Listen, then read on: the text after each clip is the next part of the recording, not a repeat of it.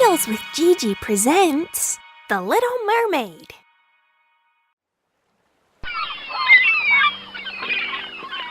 We must not think that beneath the surface of the oceans there is nothing going on. No, for indeed the finest flowers grow there, and fish glide between them. Standing in the deepest spot of all is the Sea King's castle. Its roof is covered with shells which open and close as water flows over them. In each shell there lies a glittering pearl which is fit for a queen. The Sea King looked after his children alone, and his mother kept house for him. She was a wise woman and a very caring grandmother to the 6 little sea princesses. They were all lovely, but the youngest was the prettiest of them all. Her skin was soft and delicate, and her eyes were as blue as the sea. But, just like all the others, she had no feet, and her body ended in a fish's tail. She was quiet and thoughtful, very different from her sisters. While they got excited about the wonderful things which they found in shipwrecks, she cared only about her pretty red flowers and a beautiful white marble statue of a handsome boy which had once fallen to the bottom of the sea. She made her grandmother tell her all she knew of the world above the ocean, and nothing made her happier than to hear these stories. "When you turn 15, said her grandmother, you will be allowed to swim up out of the sea, sit on the rocks in the moonlight and watch the ships sailing by, and then you will see all I am telling you about. You're all a year apart in age, so you will have to wait 5 years for your turn to come."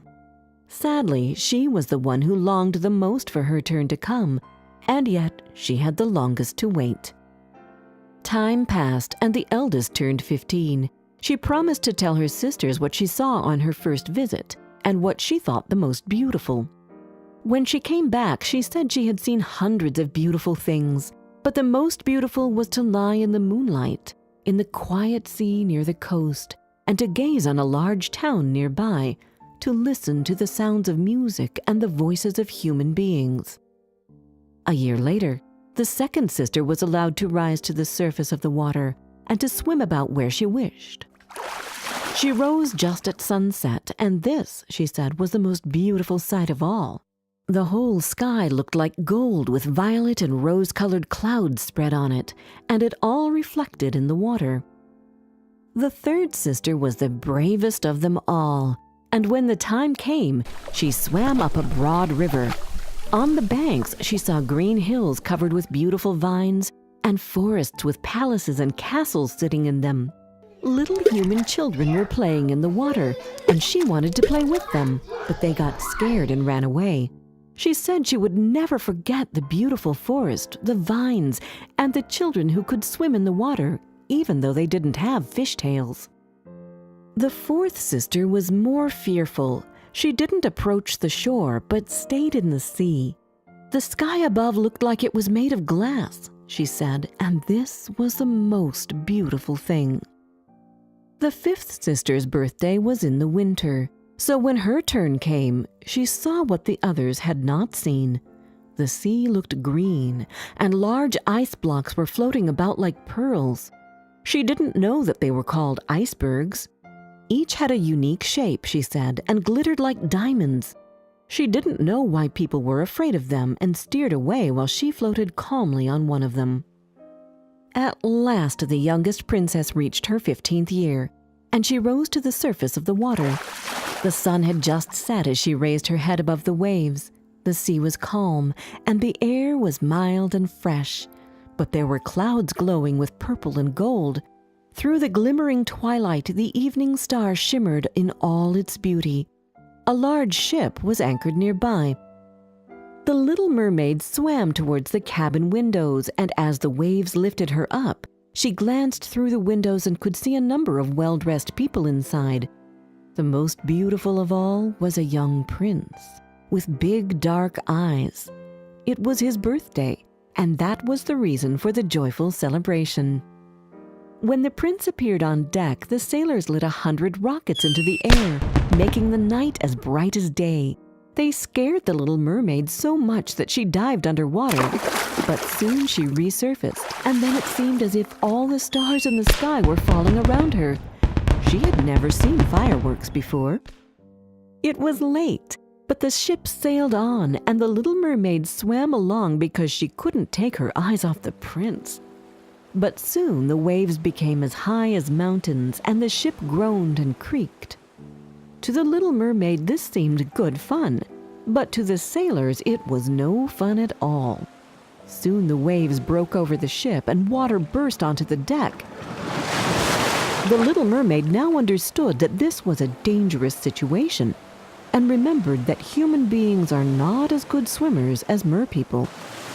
It was pitch black and she couldn't see anything, but then lightning struck and she was able to scan the deck. She couldn't see the prince anywhere, so she swam to find him, forgetting that the beams and the planks could hurt her too. She dived a few times before she found him. Her eyes were closed and his breathing was very weak. If it wasn't for the little mermaid, the prince would have died. She held his head above the water and let the waves drift them to the shore. In the morning, the storm died down, and when the little mermaid opened her eyes, she saw that she was lying on fine white sand, and the prince was right next to her shoulder. She lifted his head higher than his body and kissed him on the forehead. His breathing was steady, and she longed for him to open his eyes and fall in love with her instantly. When the bells began to ring in the great white building nearby, a number of girls came out into the garden. The little mermaid hid herself behind tall rocks in the water and waited to see whether they would find the prince.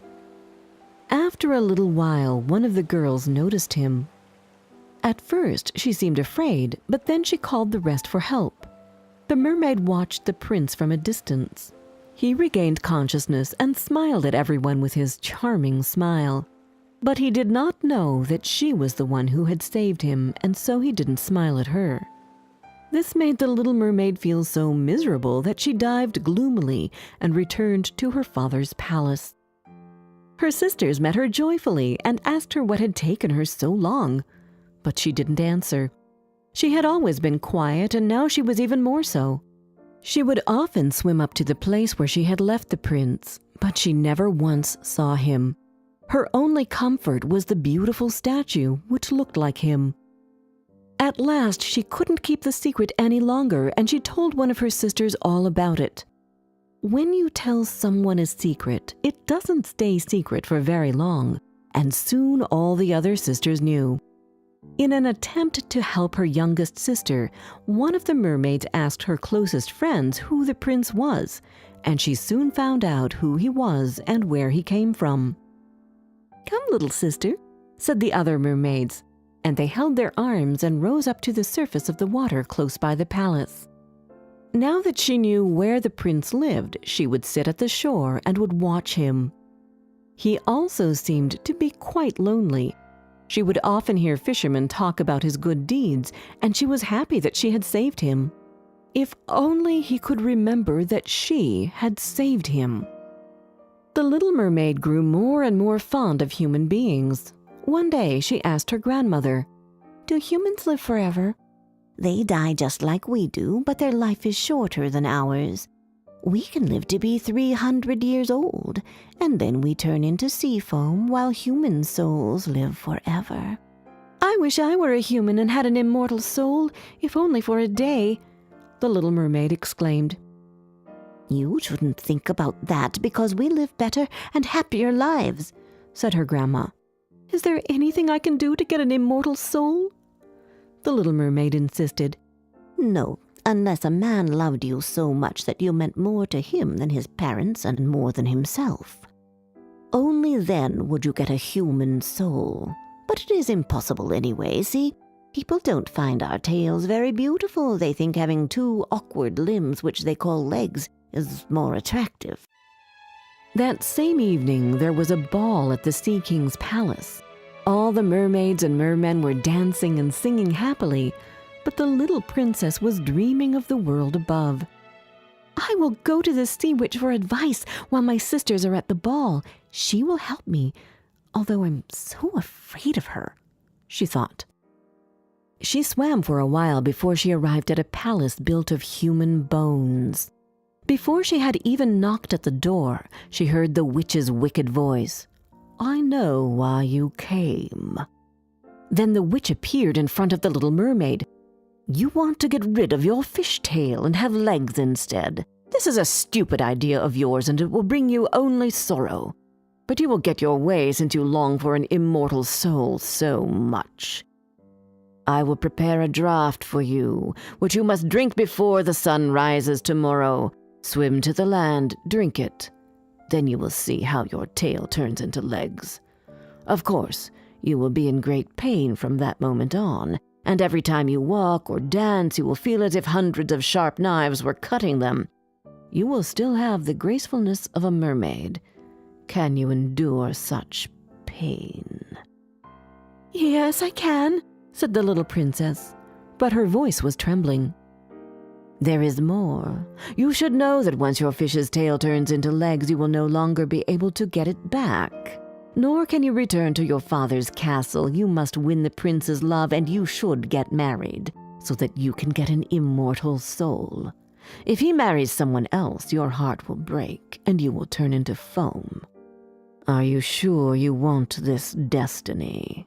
the witch asked again. yes, I do, answered the little mermaid, pale as the grave. "That's not all. You must pay me for this, and the price is high. I want your voice. As it is the sweetest voice in the Sea Kingdom, the prince will not hear your beautiful songs because I will have to cut your tongue." The evil woman continued. "But what is left for me?" said the little mermaid.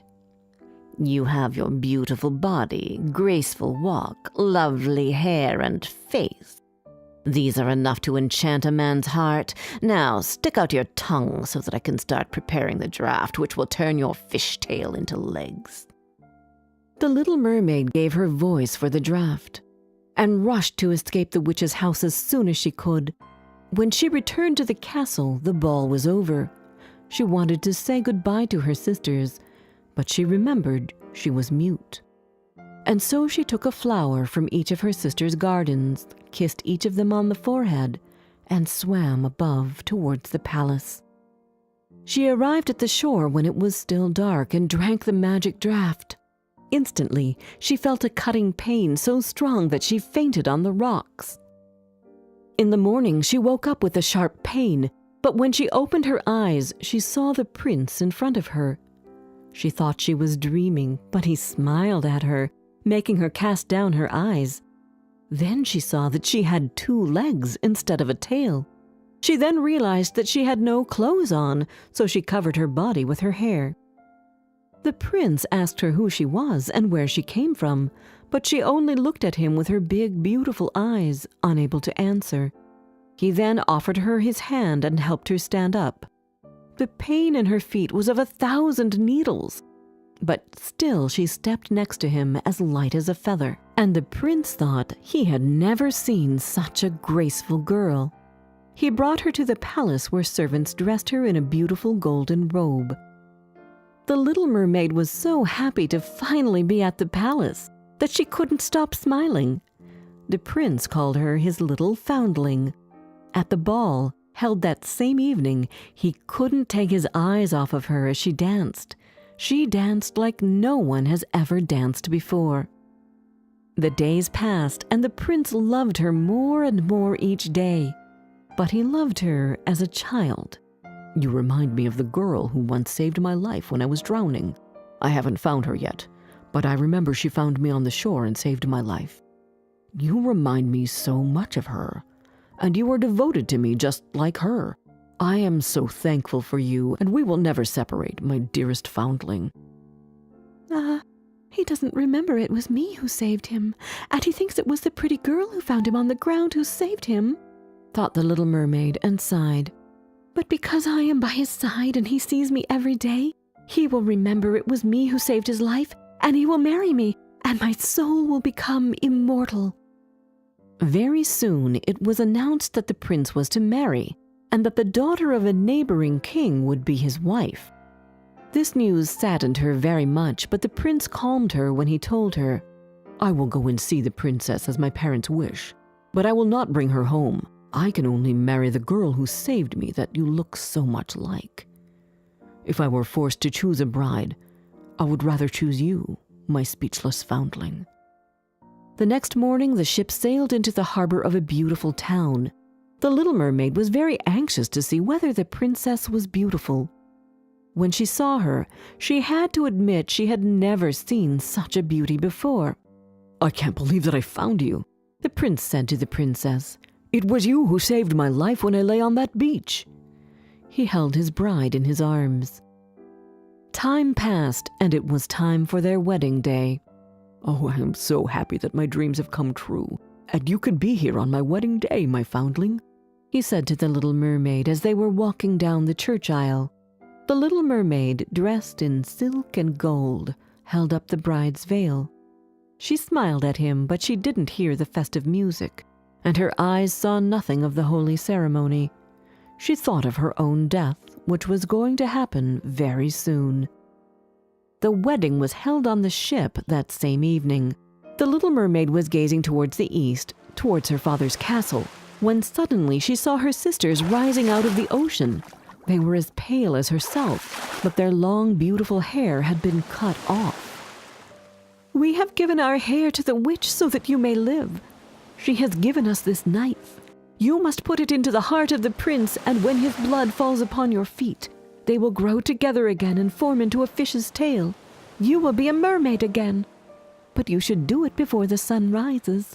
If you do it a minute later, you will turn into foam." And then they sighed deeply and sank beneath the waves. The little mermaid took the knife and entered the bridal tent. She bent down over the prince and kissed his forehead. Then she looked at the sky, which grew brighter and brighter. She then heard the prince whisper the name of his bride, and the knife trembled in her hand. She threw it far away from her into the waves, and the water turned red where it fell. She took one last glance at the prince, and then she threw herself into the sea, thinking her body was dissolving into foam. But she could feel the warm rays of the sun, and did not feel as if she were dying. She saw hundreds of transparent, beautiful beings floating around her. "Who are you, and where am I?" she asked, and they answered with their melodious voices. "Among the daughters of the air," answered one of them. "We do not possess an immortal soul, but by our good deeds we can win one. Because you suffered enough on the ground, you will now live with us for 300 years. After that, you will win your soul." "And we may get it even sooner," added another, "because we can enter the houses of men where there are children, and every day we find a good child, our time is shortened. The child does not know that when we fly through the room, we smile at his good behavior, and it takes out 1 year of our 300 years. But when we see a naughty child, we shed tears of sorrow, and for every tear a day is added to our time of trial." Did you like this story? Download our storytelling app, Tales with Gigi, where you can find more than 30 other fairy tales and fables which can come in handy during feeding time, bedtime, or on road trips. And don't forget to subscribe to our channel. We've got new tales coming out every Wednesday.